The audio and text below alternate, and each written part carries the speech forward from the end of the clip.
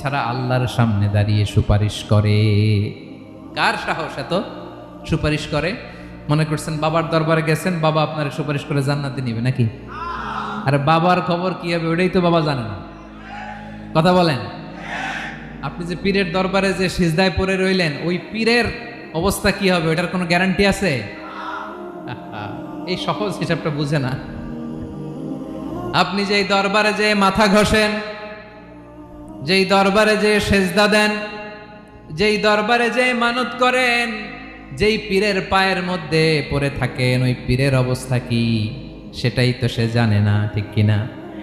কেউ সুপারিশ করতে পারবে না। তবে হ্যাঁ, আল্লাহ যদি কাউকে দয়া করে অনুমতি দেয় তাহলে করতে পারবে, তাহলে পারবে। সেই কিয়ামতের দিনটা বড্ড ভয়ঙ্কর, কেউ সুপারিশ করার সাহস পাবে না।